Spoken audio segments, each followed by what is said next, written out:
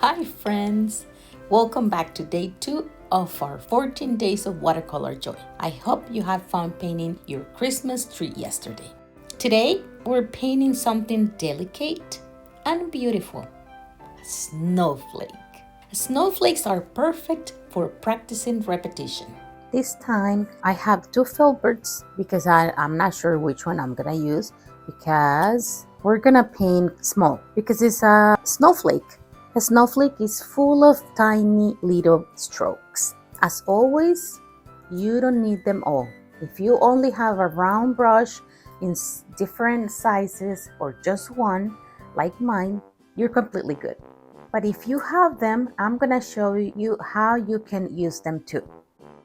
Every time you repeat a shape or a line, you're building muscle memory.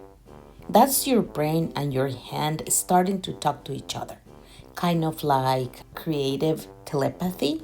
The more you repeat, the less you overthink, and the more your unique style starts to pick through.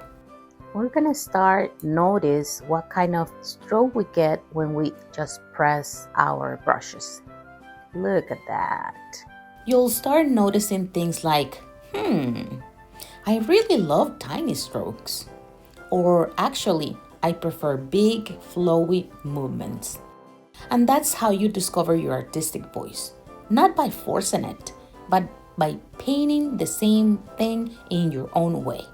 You'll notice this one has a smaller stroke guides because our snowflake will be more detailed like the tiny designs you'll use later for your Christmas cards. So, this is where we take a deep breath, relax our shoulders, and just trace along these little gray lines with light pressure. Once you've done a few repetitions and your hand starts to feel confident, grab your watercolor paper. We're going to paint our final snowflake. And remember, no two snowflakes are the same. Yours doesn't need to match mine at all.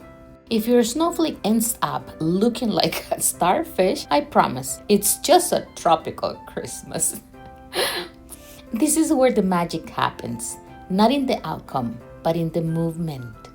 You'll notice your hand naturally adjusting, your brush learning the pressure, and the best part, you'll start feeling that rhythm, that little dance between water, pigment, and patience.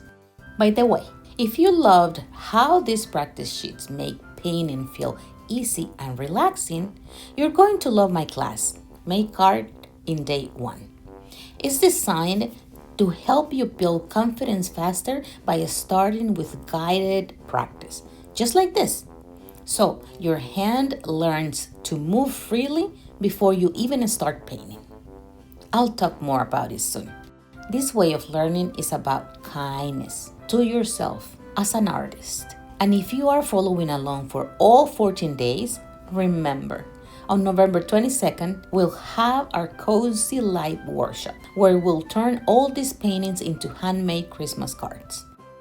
You'll get all 14 Christmas practice sheets, including this little snowflake, plus a bonus page with holiday phrases for your cards.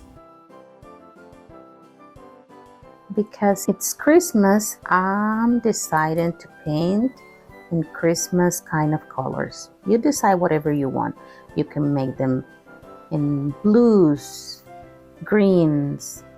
This is perfect also for color combinations. You can rotate the sheet as many times as you want, or you can try doing it like this. When you have been practicing a lot, this is easier.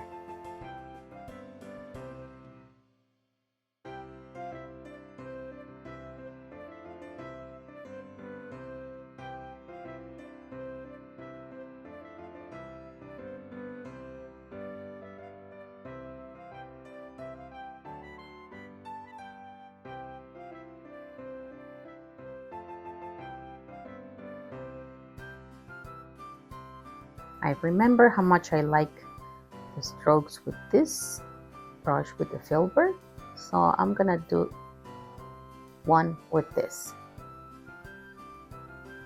Yay, I love it!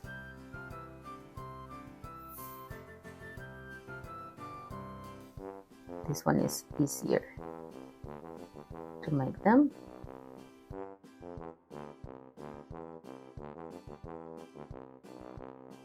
Do you find this calming and relaxing, or you find it like, oh my God, this built my anxiety, I can't handle it anymore? That's the way you start knowing your style. If it doesn't feel right for you, don't push yourself. Sometimes you feel ready before finish it, and sometimes you need to finish it to feel ready. So I'm ready. I have this candle. I'm gonna try to put it in the center, just as a gentle guide. Don't press the pencil so much. Perfect. For this part, what I do is to find the center eye calculation. Straight line down here, and go a little further. I do the same here. You can use a ruler if you want, if you need. And then here is the same. In the center of this area, I do the same. I'm gonna start with these marks that I really like.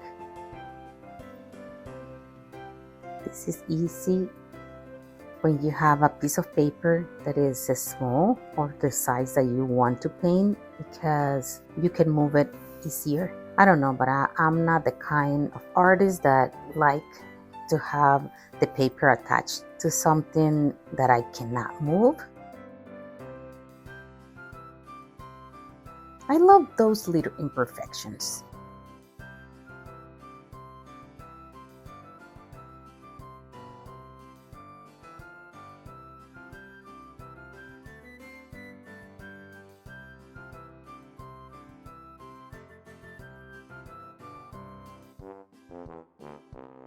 And remember that you can always keep going.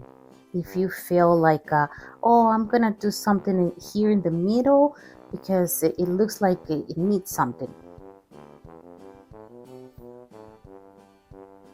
And there we go, our delicate little snowflake. Maybe yours looks like a flake, maybe like an abstract snowstorm. Either way, you painted, you practiced, and you grew. And if you want to start with what we painted yesterday, here is the video so you can catch up in just 5 to 10 minutes. I'll see you in the next video for day 3. And until then, keep playing.